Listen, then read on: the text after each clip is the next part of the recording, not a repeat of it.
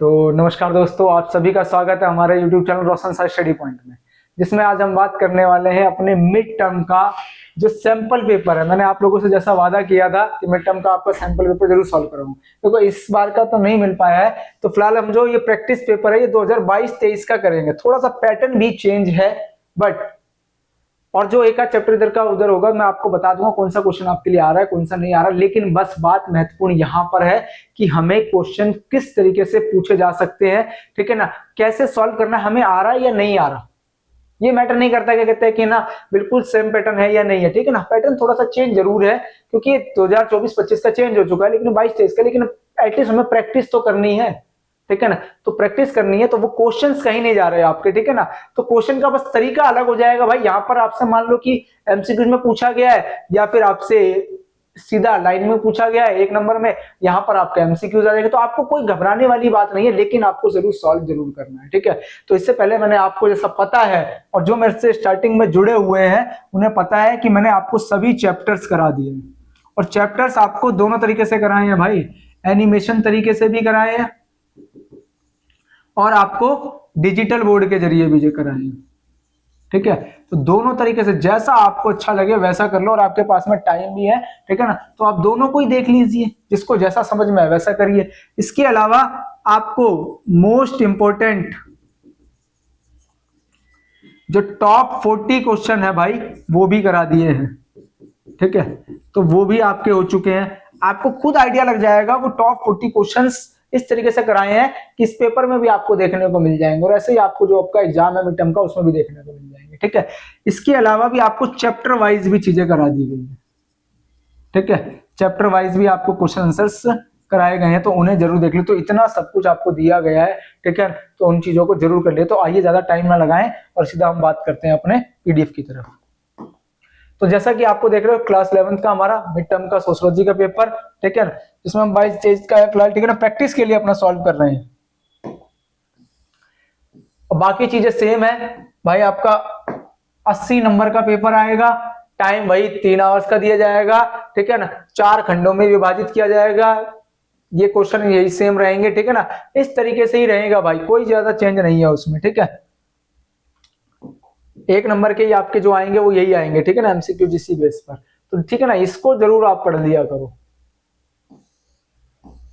तो हम डायरेक्ट आता हूं मैं आपके खंड का पर, जिसमें आप देख सकते हो पहला क्वेश्चन है, एक यूरोपीय बौद्धिक आंदोलन जो 17वीं शताब्दी के अंतिम वर्षों एवं 18वीं शताब्दी में चला, कारण और व्यक्तिवाद पर बल देता है। तो कौन सा था उसकी हम बात करेंगे।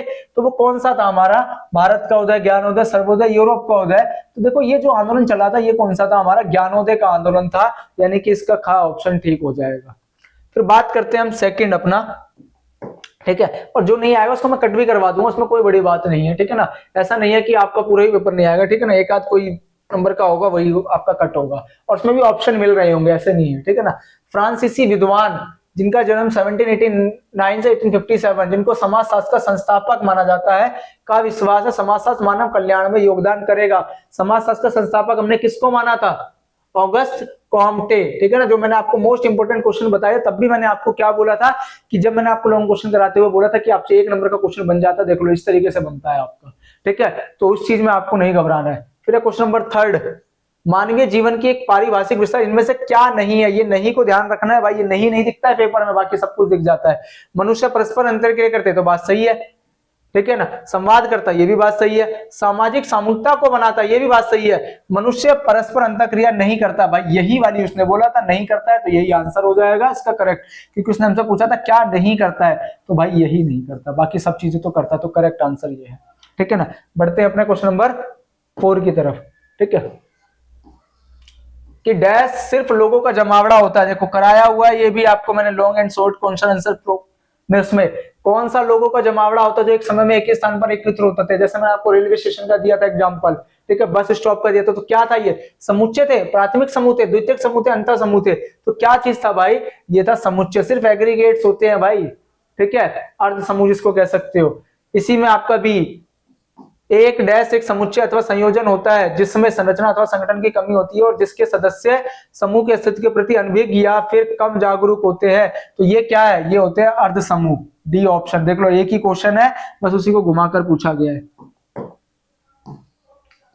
फिर है फिफ्थ क्वेश्चन, इसमें आपको कह सकते हो सही या गलत बताना है फिलहाल, ठीक है ना।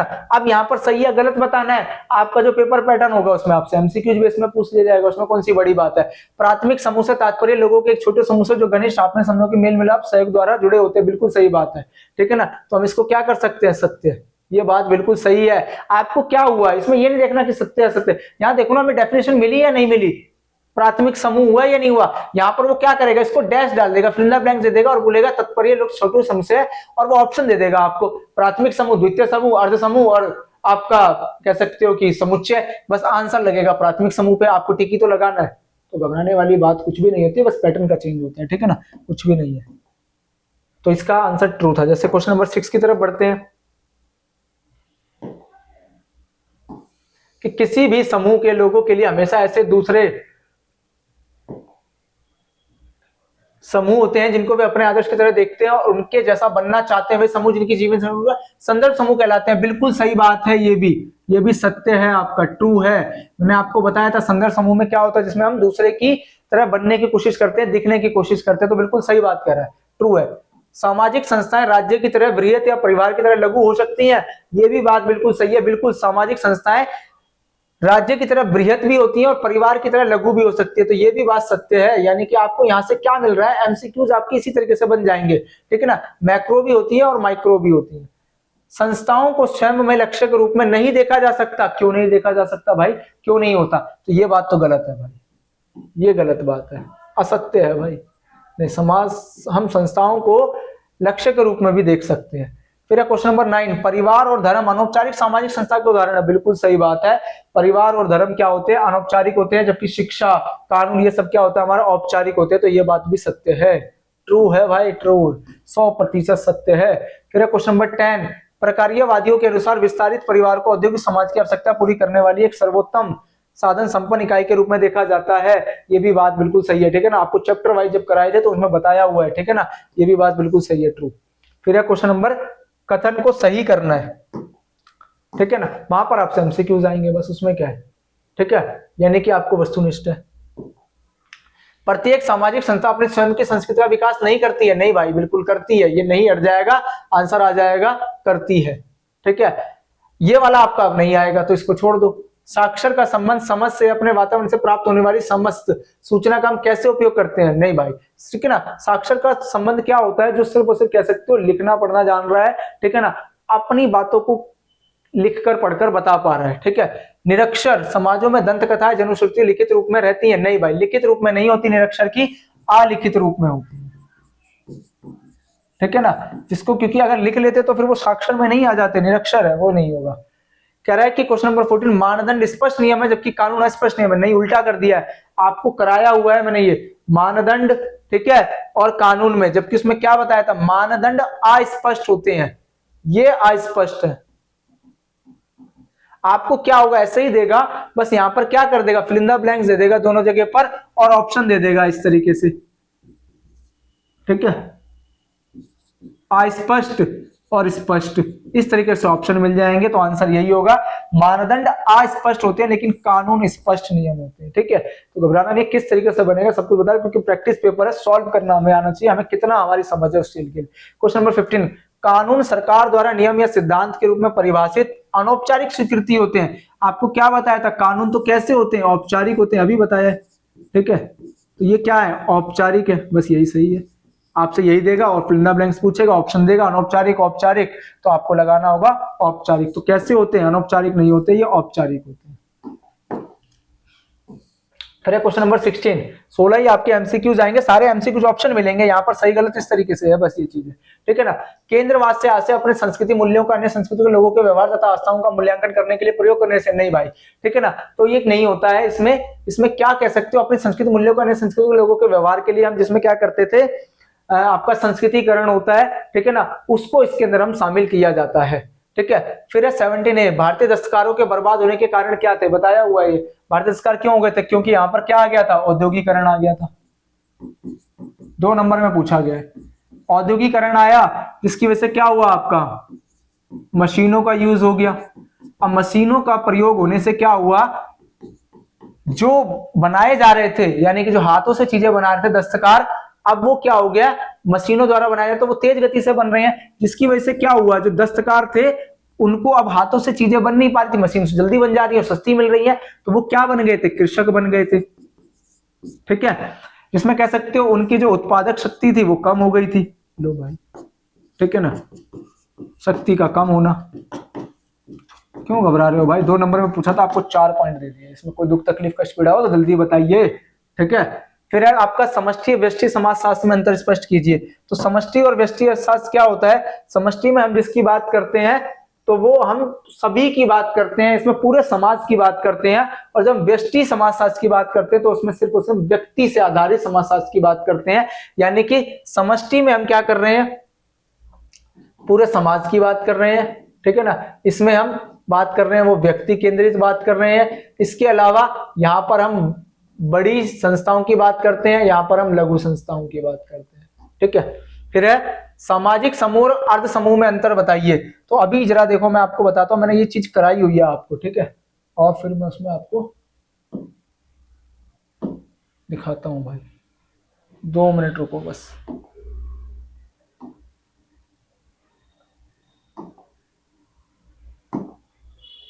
ठीक है, इसमें दिखाता हूं मैं आपको, अर्ध समूह पूछा है ना।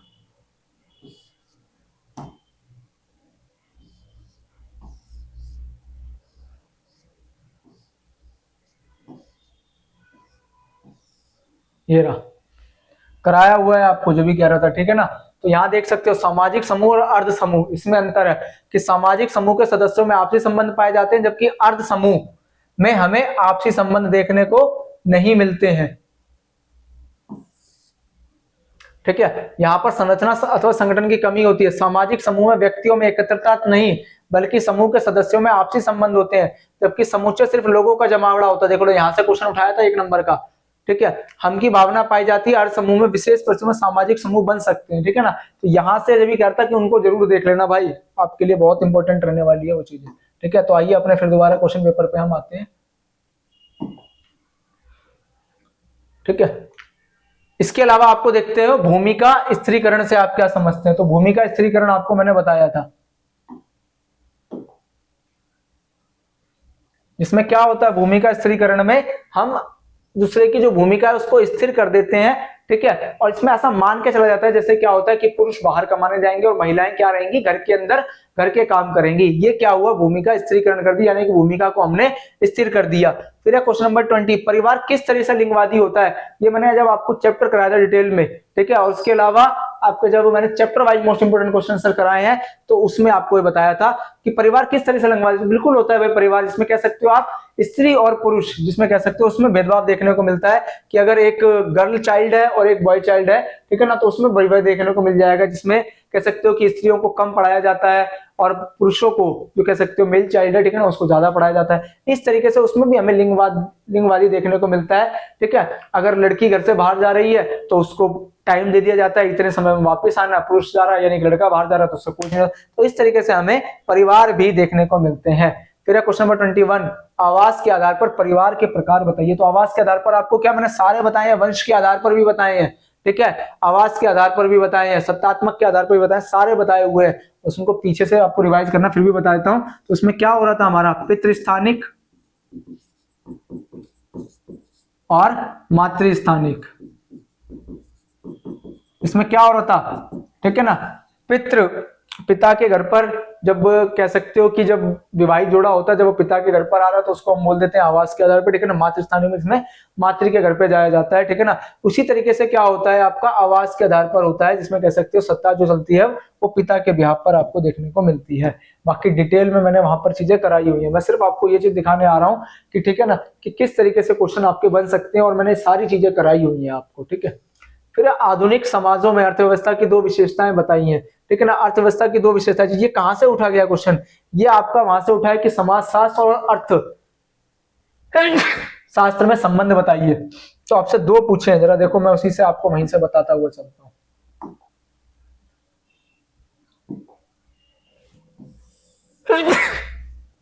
सॉरी, ये लो भाई, यहां से आपका कर लो, ठीक है। तो क्या हुआ, अर्थशास्त्र कैसा एक विशेष विज्ञान है। अर्थशास्त्र का दृष्टिकोण आर्थिक है, 2 लिखने थे आपको। अर्थशास्त्र के अध्ययन की प्रकृति व्यक्तिवादी है, बोल रहा था जरूरी नहीं है कि एक साथ ऐसे ही देगा, इस तरीके से भी होगा। अर्थशास्त्र में आर्थिक चर को सटीक रूप से मापा जा सकता है एवं इसे मात्रा में अंकित किया जा सकता है। तो इस तरीके से यहां से आपका क्वेश्चन बनेगा ये।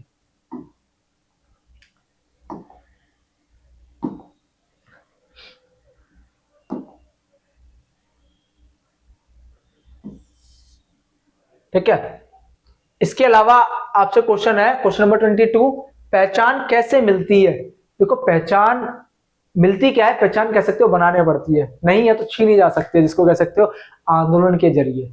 इसके अलावा जो मैंने आपको अर्जित परिस्थिति बताई थी उससे भी हम ग्रहण करते हैं, ठीक है ना। तो कैसे कर सकते हो हमें, एक तो अर्जित करके, ठीक है, इसमें कह सकते हो शिक्षा के माध्यम से, व्यवसाय के माध्यम से, अपनी योग्यताओं के माध्यम से, ठीक है, कुछ ऐसा काम करने पर, जिसमें मैंने आपको संतोष यादव जी का भी एग्जांपल दिया था, ठीक है ना। तो वो भी तो एक पहचान मिली, जिसमें कह सकते हो कि जहां भीड़ चल रही है उससे थोड़ा सा अलग सोचकर भी आपको पहचान मिलती है। कई बार हमें आंदोलन के जरिए भी मिलती है, जैसे हमने देखा होगा कि जो हमारे आदिवासी आंदोलन हुए उनसे उनको पहचान की ही तो बात कर रहे हैं, ठीक है ना। ऐसे महिला आंदोलन हुए हैं तो उसमें महिलाओं क्यों कर रही है, अपनी पहचान के लिए ही तो कर रही है, ठीक है। तो इनके जरिए भी आपको मिलते हैं, 2 नंबर में पूछा जाता है, मैंने आपको वैसे भी एक्स्ट्रा ही बता के चल रहा हूं। फिर बात करते हैं हम जन माध्यम हमारे जीवन का किस प्रकार से अहम हिस्सा बन चुके हैं। तो जन माध्यम जिसमें आपको क्या बताया था, प्रिंट मीडिया है, ठीक है, आपका टीवी चैनल्स है, न्यूज है चैनल्स है, ठीक है, जिसके अंदर आपका अब तो इंटरनेट भी आ गया है, ठीक है। तो उस तरीके से किस प्रकार से हमारा अहम हिस्सा बन चुके हैं, क्योंकि आज हम हर चीज हमारे फोन पर, डेस्कटॉप पर, टीवी पर, हर जगह पर उपलब्ध है, न्यूज़पेपर इन सब पर। तो वो आज हम हर चीज की जानकारी ले रहे हैं, सिर्फ यहाँ पर बैठे बैठे, भारत में बैठे बैठे हम पूरे विश्व की जानकारी ले रहे हैं, ठीक है। तो उनसे हमें क्या मिलती है भाई, जागरूकता, जागरूक हो रहे हैं, ठीक है। इसमें कह सकते हो कानून की समझ, अधिकारों की समझ, ठीक है।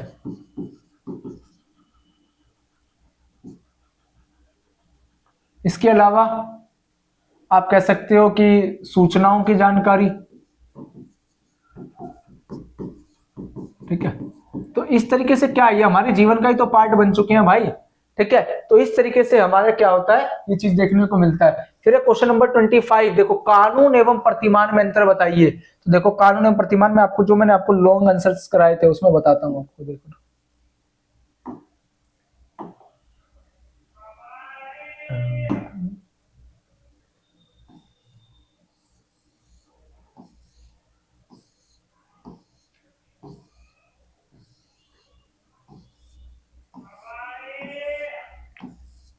कानून और प्रतिमान, कानून और प्रतिमान, कानून और प्रतिमान, आजा भाई कहाँ है। हाँ ठीक है, देखो क्वेश्चन नंबर 27 आपको कराया था मैंने, कानून एवं प्रतिमान।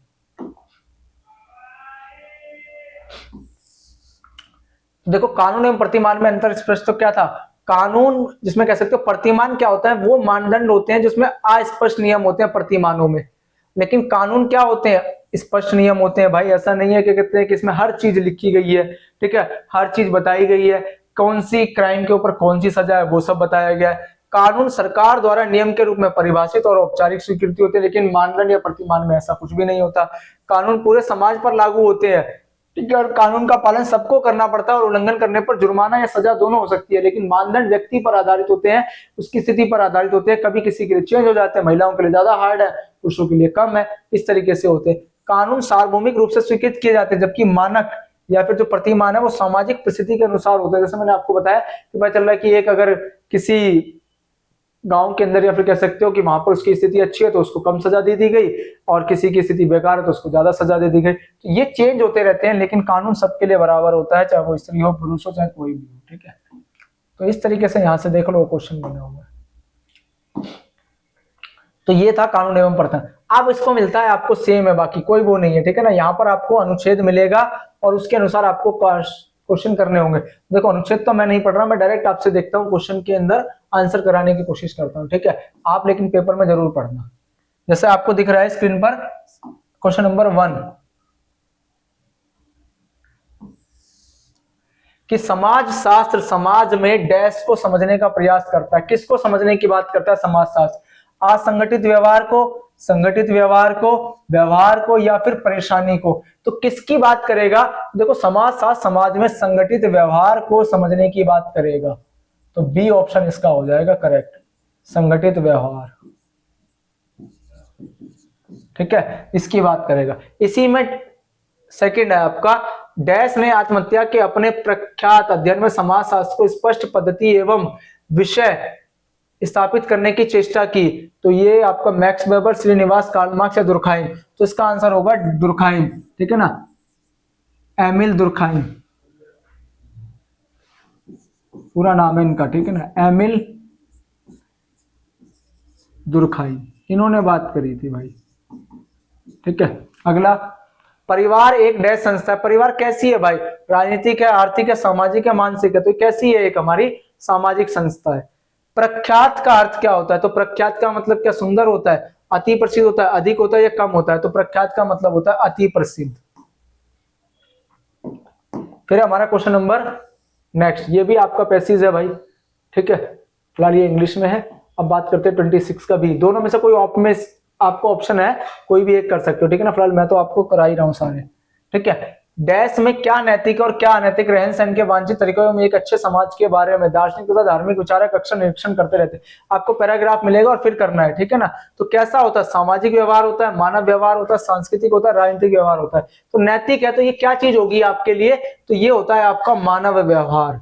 ठीक है ना, बी ऑप्शन इसका करेक्ट हो जाएगा। समाजों का डैश अध्ययन समाज शास्त्रियों के कार्य का एक अहम हिस्सा है। क्या आनुभाविक है, स्वाभाविक है, धार्मिक है, राजनीतिक है? तो समाजों का आनुभाविक अध्ययन आपको कराया था मैंने उसमें लॉन्ग एंड शॉर्ट क्वेश्चन में। ठीक है ना, इनमें से कौन सा आचरण नैतिक है? तो कौन सा आचरण नैतिक है भाई? देखो इसमें तो दिक्कत नहीं आनी चाहिए। बिना बताए किसी के बारे में जानकारी लेना, ये बात नैतिक है? नहीं भाई, ये तो अनैतिक है, तो ये तो नहीं होगा। बिना बताए किसी का सामान ले लेना, नहीं भाई ये भी नैतिक नहीं है, ये अनैतिक है। झूठ बोलकर काम निकालना, कह रहे नहीं भाई ये तो अनैतिक है। जिस व्यक्ति के बारे में हम जानकारी एकत्र करना चाहते हैं उसे बताकर ऐसा करें, बिल्कुल यही बात हमारे को नैतिक है, मॉरल है हमारे लिए।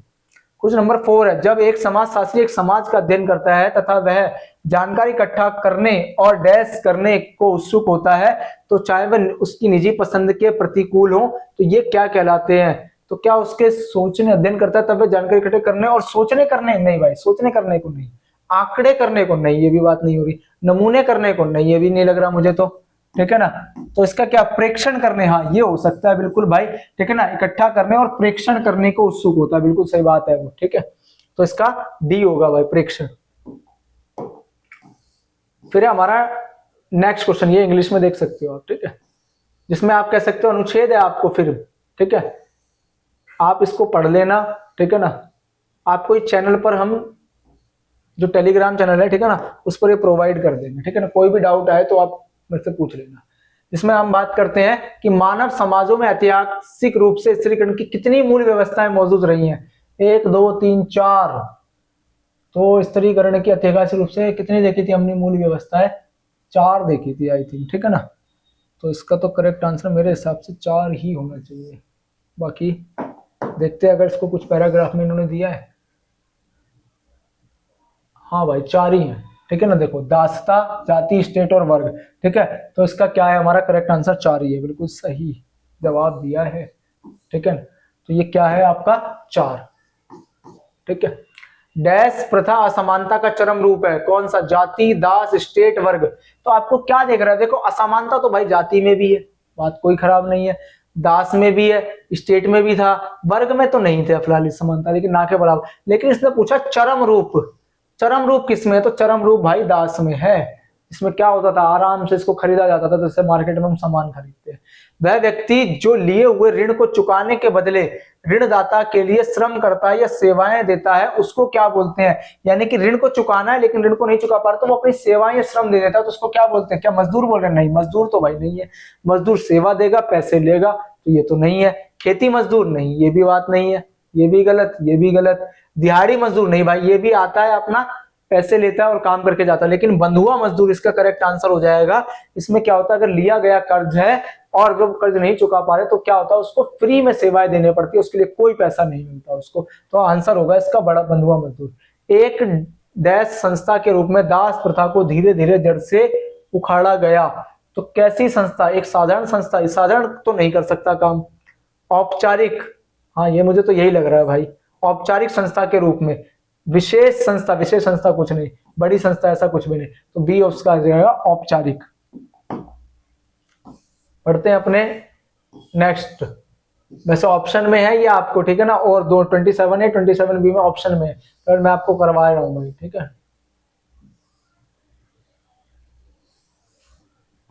तो देखो पहला है, परंपरागत भारत में विभिन्न जातियां सामाजिक श्रेष्ठता का डैश बनाती थी। क्या बनाती थी? क्रम, स्थान, अधिक्रम या जगह। तो क्या बनाती थी? अधिक्रम बनाती थी भाई, सी इसका करेक्ट। डैश संरचना में प्रत्येक स्थान दूसरे से संबंध में शुद्धता या पवित्रता, कुछ नहीं पढ़ना भाई, शुद्धता अशुद्धता के आधार पर क्या होती है? जाति होती है, बस करेक्ट आंसर का है, ठीक है ना। वर्ण का शाब्दिक अर्थ क्या होता है? बताया था चैप्टर कराते टाइम पे, वर्ण का शाब्दिक अर्थ क्या होता है? वस्तु होता है? नहीं भाई। खुला होता है? नहीं। रंग होता है? हाँ यही होता है भाई, दुखी तो नहीं होता, तो रंग होता है, वर्ण का मतलब रंग, ठीक है ना। जैसे हम बोलते हैं ना कृष्ण भगवान का श्याम वर्ण, ठीक है ना, मुझे श्याम वर्ण ही प्यारो। तो इसमें क्या होता है? बाह्य जाति किनको कहा गया? कराया हुआ है, अंतर जाति, बाह्य जाति, ठीक है ना। अगर उसमें भी आपको लॉन्ग एंड शॉर्ट आंसर में, तो बाह्य जाति क्या था? ब्राह्मण थे? नहीं, ब्राह्मण तो नहीं थे। क्षत्रिय थे? नहीं। वैश्य थे? नहीं। पंचम जाति को बोला गया था बाह्य जाति, जो चारों उस वर्णों में कहीं पर भी शामिल नहीं हो रही थी, ब्राह्मण, क्षत्रिय, वैश्य और शूद्र, इन चारों में जो शामिल नहीं हो रहे थे उनको बोला गया था पंचम, और वो बाह्य जाति कहलाई थी। फिर हमारा क्वेश्चन नंबर 28, अंतः समूह और बाह्य समूह। तो अंतः समूह और बाह्य समूह देखो मैं आपको दिखाता हूं उसके माध्यम से कराया हुआ लॉन्ग एंड शॉर्ट आंसर में।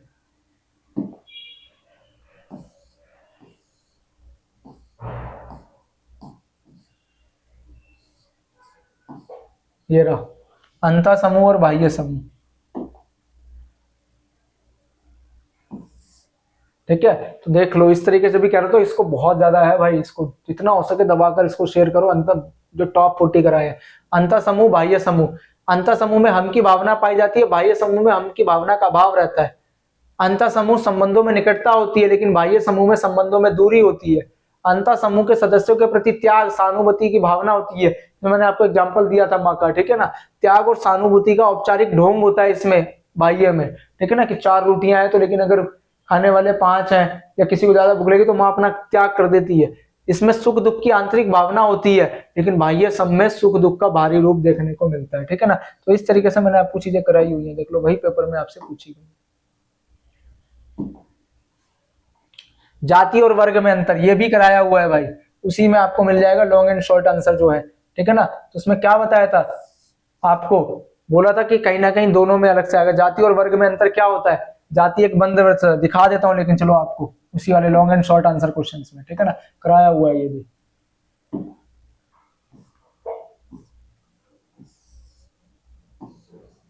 ये रहा, जाति और वर्ग में अंतर स्पष्ट कीजिए।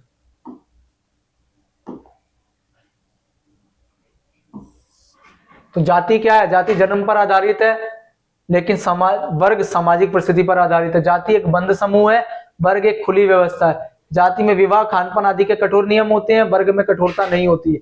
जाति व्यवस्था स्थिर संगठन है, वर्ग व्यवस्था जाति व्यवस्था के मुकाबले कम स्थिर है। यह जाति प्रजातंत्र व राष्ट्रवाद के प्रतिकूल है, प्रजातंत्र और राष्ट्रवाद के रूप में बाधक नहीं है। देखो यहाँ पर इसलिए नहीं समझा रहा हूँ ताकि इसको सॉल्व करवाना है, ठीक है ना, और बाकी इसको कराया हुआ है, यहां से देखिए बहुत ही डिटेल में इन चीजों को समझाया हुआ है मैंने, ठीक है। तो आइए अपने क्वेश्चन पेपर की तरफ चलते हैं, ठीक है ना। क्वेश्चन नंबर 29, विवाह से आप क्या समझते हैं? ये आपको मैंने चैप्टर वाइज जो चीजें कराई थी उसमें बताया हुआ है, ठीक है ना। तो विवाह से आप क्या समझते हैं? विवाह में क्या होता है भाई, ठीक है ना, जिसमें 2 व्यक्ति का क्या होता है? मेल होता है, ठीक है ना, एक दूसरे से क्या होता है? मेल मिलाप होता है, उसको हम बोलते हैं विवाह। इसमें कह सकते हो अपने सबका पद्धति अलग है, हिंदू विवाह, मुस्लिम विवाह, ठीक है ना, सबकी अलग अलग पद्धति से, लेकिन क्या होता है? 2 व्यक्तियों का मेल होता है। क्या विवाह एक सुखी परिवार का वादा करता है? बिल्कुल सही बात है भाई। जब विवाह होता है तो वो एक सुखी परिवार का ही वादा किया जाता है, जिसमें क्या कहते हैं, चाहे वो सुख हो चाहे दुख हो, सब मिलजुल कर क्या करेंगे, बांटेंगे, एक दूसरे के ऊपर कोई विपत्ति आएगी तो उस चीजों को किया जाएगा, ठीक है ना। तो ये चीजें यहाँ पर होती हैं, बिल्कुल वादा तो किया जाता है, ठीक है ना। निभाया कितना जाता है वो एक अलग चीज है। फिर है आपका क्वेश्चन नंबर 30 कि नातेदारी हमारे जीवन में किस प्रकार की भूमिका निभाती है। ये कराया था मैंने आपको, ठीक है ना। नातेदारी हमारे जीवन में किस प्रकार की भूमिका निभाती है, तो भाई इसमें हम कह सकते हो नातेदारी हमारे जीवन में सकारात्मक रूप से भी भूमिका निभाती है। इसमें मैंने आपको नकारात्मक क्या बताया था कि विवाह मूलक नातेदारी और रक्त मूलक नातेदारी, ठीक है ना। रक्त संबंध होते हैं तो वो भी हमारे को कह सकते हो कि अटूट संबंध होते हैं, और विवाह मूलक यानी कि जो विवाह के बाद में हो जाती है। तो ये क्या होता है, कहीं ना कहीं हमारे जीवन में भूमिका, हमारे जो प्रॉब्लम्स हैं उनको सॉर्ट आउट करने में भूमिका ये निभाती हुई आती है, ठीक है ना। तो इसमें प्रकार ये सब चीजें लिख के हो जा सकते हैं। देखो अभौतिक संस्कृति से आप क्या समझते हैं, दोनों में डिफरेंस कराया था मैंने आपको, भौतिक संस्कृति और अभौतिक संस्कृति। उसमें से मैंने बोला था कि एक तरीके से पूछा जा सकता है, ठीक है ना। देखो आप तो आपको दिखाता हूं मैं, ये देखो यहां पर कराया हुआ है आपको भौतिक संस्कृति और अभौतिक संस्कृति, और सिर्फ उसने क्या पूछ लिया आपसे, सिर्फ अभौतिक संस्कृति पूछा हुआ है पेपर में, ठीक है। तो अभौतिक संस्कृति सिर्फ इतना लिखना है, फिर ये नहीं लिखना भौतिक संस्कृति। अभौतिक संस्कृति क्या होती है, अमूर्त होती है, क्योंकि जिसको हम क्या कर सकते हैं, छू नहीं सकते, देख नहीं सकते। जैसे हमारे विचार है, आदर्श है इत्यादि, ये सब चीजें क्या है, हमारे अभौतिक संस्कृति का पार्ट है। अभौतिक संस्कृति को हम क्या करते हैं, गुणात्मक रूप से आसानी से नहीं माप सकते हैं, ठीक है ना। मैंने यहाँ पर आपको डिफरेंस कराया, लेकिन पेपर में आपसे सिर्फ इसकी बात करी गई, तो यही लिख लिख कर आना है बस आपको, भौतिक मत लिख कर आ जाना। अभौतिक अब पेपर में इस बार हो सकता है आपसे भौतिक और अभौतिक दोनों में डिफरेंस पूछे तो दोनों लिख कर आ जाना। अभौतिक संस्कृति में परिवर्तन धीरे धीरे आता है, क्योंकि लोगों के विचार धीरे धीरे बदलते हैं। ऐसा नहीं होता कि एकदम से गए और मार्केट से जैसे कुर्सी मेज टेबल खरीद के लिए आते हो तो ऐसे बोले नहीं आज मैं 2 किलो विचार खरीद के लाऊंगा और परिवर्तन कर दूंगा, ऐसा कुछ भी नहीं होगा। धीरे धीरे परिवर्तन आता है भाई, सोच धीरे धीरे बदलती है, ठीक है। जैसे पहले देख सकते हो, पहले स्त्रियों को बिल्कुल नहीं पढ़ाया जा सकता, लेकिन आज देख लो आप स्त्रियों को पढ़ाया जा रहा है। तो ये क्या हुआ, विचार धीरे धीरे बदले हैं। अभौतिक संस्कृति के तत्वों का लाभ सिर्फ उसी समाज के सदस्य उठा सकते हैं जिस समाज के सदस्य वो लोग होते हैं। अभौतिक संस्कृति के तत्व आकर्षक नहीं होते, क्योंकि कोई भी ज्ञान की बात करेगा तो वो हमें आकर्षक नहीं लगेगी। यहीं पर अगर बात करें कि मेला लगा हुआ लुभावनी चीजें दिख रही है तो आप अट्रैक्ट हो जाओगे, तो आप चले जाओगे उस साइड, ठीक है ना। तो इसलिए हम इसको आसानी से स्वीकार भी नहीं कर पाते, ठीक है ना, क्योंकि हमें ज्ञान लेने का शौक थोड़ी है। कोई अगर ज्ञान देगा तो हम मना कर देते, नहीं भाई हमें मत सिखा, हमारे पास में बहुत ज्ञान है, ठीक है। तो इस तरीके से यहाँ पर देख सकते हो, ये आपसे क्वेश्चन पूछा गया था। फिर संस्कृति कैसे जीवन को प्रभावित करती है। देखो संस्कृति, जब भी इंसान समाज का पार्ट है तो वो अपनी एक संस्कृति का भी पार्ट होता है, ठीक है। और संस्कृति उसको किस तरीके से प्रभावित कर देगी, उसके आचरण में परिवर्तन लेकर आएगी, उसके व्यवहार में परिवर्तन आएगा। इसके अलावा उसका जो रहन सहन है उसमें परिवर्तन देखने को मिलेगा, उसके जो उठने बैठने का, जिसको कह सकते हो हर तरीके से संस्कृति कहीं ना कहीं प्रभावित करती है शांति की तरफ। उसको क्या व्यवहार, कैसा वो अनुकूलन कर रहा है, कैसा दूसरों के प्रति व्यवहार कर रहा है, ये सब हमें को प्रभावित करते हैं, ठीक है। फिर आपको मिलता है डी सेक्शन,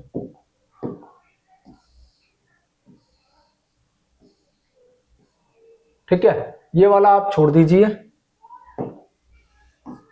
ठीक है। ये देखिए 33 समाजशास्त्र और राजनीति विज्ञान में संबंध बताइए, ये भी आपको कराया हुआ है, ठीक है ना। जब भी मतलब जो आपका इस बार के चैप्टर्स नहीं आ रहे होंगे तो वो उस तरीके से ऑप्शन में मिल जाएंगे। फिलहाल ये वाला आपका आ रहा है तो इसीलिए बता रहा हूं, ठीक है ना। तो इसमें आपको दिखाता हूं, देखो कराया हुआ समाजशास्त्र और राजनीतिक इतिहास,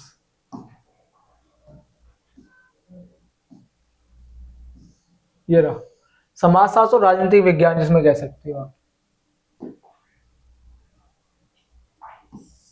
ठीक है। समाजशास्त्र समाज का विज्ञान है, राजनीतिक विज्ञान राज्य और सरकार का विज्ञान है। समाजशास्त्र दोनों संगठित असंगठित समाजों का अध्ययन करता है, लेकिन राजनीतिक विज्ञान केवल राजनीतिक रूप से संगठित समाजों का ही अध्ययन करता है। उसको मतलब नहीं है समाज में क्या है, वो अपनी राजनीतिक चीजों से अध्ययन करेगा। समाजशास्त्र का व्यापक दायरा होता है, लेकिन राजनीतिक विज्ञान एक संकीर्ण क्षेत्र वाला विज्ञान होता है, क्योंकि वो राजनीतिक विज्ञान संबंधित होता है। समाजशास्त्र मूल रूप से व्यक्ति का एक सामाजिक पशु के रूप में अध्ययन करता है, लेकिन राजनीतिक विज्ञान एक राजनीतिक पशु के रूप में मनुष्य का अध्ययन करता है। समाजशास्त्र का दृष्टिकोण समाजशास्त्रीय वैज्ञानिक विधियों के अतिरिक्त अपनी विधियों का अनुसरण करता है, लेकिन राजनीतिक विज्ञान का दृष्टिकोण राजनीतिक होता है।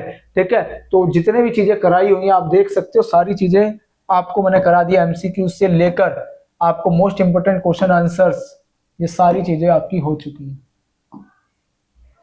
ठीक है, फिर है सामाजिक नियंत्रण से आप क्या समझते हो, सामाजिक नियंत्रण की क्या आवश्यकता है, ये भी कराया हुआ है। दिखाओ प्रूफ के लिए, मानोगे नहीं ना तुम लोग, क्योंकि चलो मैं दिखाता हूँ, सामाजिक नियंत्रण भी आपको कराया हुआ है।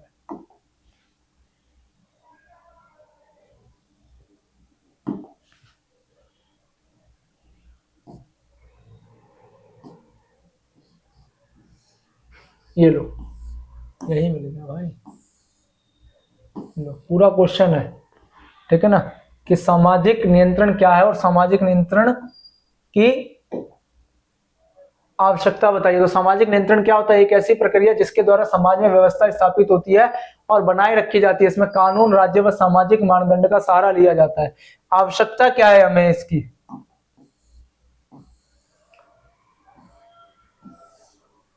ठीक है, तो पहला इसके द्वारा क्या होता है, सामाजिक व्यवस्था को स्थापित किया जाता है। इसमें मानव व्यवहार को नियंत्रित किया जाता है। इसके अंतर्गत संस्कृति के मौलिक तत्वों की रक्षा की जाती है। इसमें सामाजिक सुरक्षा का सरोकार होता है। इसके द्वारा समूह में एकरूपता बनाई रखी जाती है। सामाजिक नियंत्रण के जरिए असामाजिक तत्वों से मासूम लोगों की स्वतंत्रता की रक्षा की जाती है, क्योंकि जो एंटी सोशल एलिमेंट्स होते हैं अगर उनको रोका नहीं गया, नियंत्रित नहीं किया गया, तो जो मासूम लोग हैं, इनोसेंट पीपल है, हमारे जैसे, आप जैसे, ठीक है ना, फिर उनकी स्वतंत्रता का हनन हो जाएगा। इसीलिए ठीक है ना, तो यहाँ पर तो नहीं है, इसमें मैंने आपको कह सकते हो कि लॉन्ग आंसर जब कराया तो उसमें डिटेल में ये चीजें समझाई हुई है। ठीक है, तो बस आपको दिखाने के लिए क्या कहते हैं कि चीजें कराई हुई हैं, वही पेपर में आपसे पूछी जाएंगी। ठीक है, लास्ट क्वेश्चन है आपका। ठीक है ना, अनुच्छेद को पढ़ना है और आंसर देना है। शक्ति से आप क्या समझ सकते हो, शक्ति का प्रयोग आप किस प्रकार अपने आसपास होते हुए देखते हो। ठीक है ना, इसको कह सकते हो, ये मैंने जब आपको चैप्टर्स कराए थे तब भी बताया हुआ है। ठीक है ना, तो शक्ति क्या है भाई, शक्ति वो चीज है जो कह सकते हो आप अपने कार्य करवा सको जिस भी तरीके से।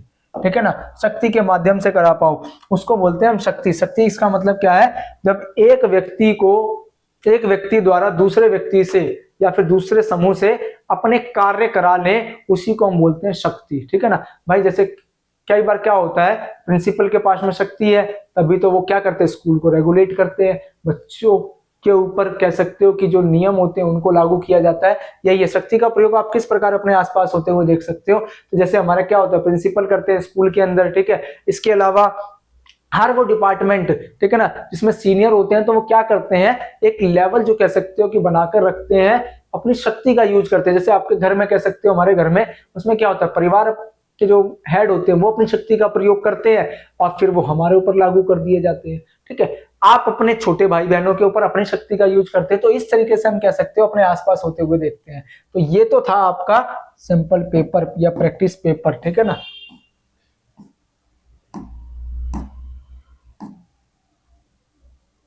ठीक है, तो इस तरीके से हमने ये चीज सॉल्व करी है।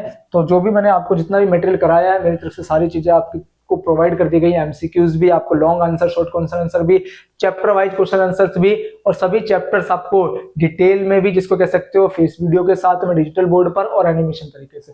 अब आपका काम है इसको ज्यादा ज्यादा दबाकर शेयर कीजिए। ठीक है, और देखिए और अपने पेपर में बहुत बढ़िया करके आइए, और जरूर कमेंट करके बताना जैसे मैंने आपके अंदर कुछ भी अगर परिवर्तन लाया हो तो। ठीक है ना, तो अब मिलूंगा मैं सीधा आपसे। ठीक है ना, इसमें कह सकते हो कि जो हमारे सेकंड टर्म, मिड टर्म के बाद में। ठीक है ना, तो आज के लिए धन्यवाद।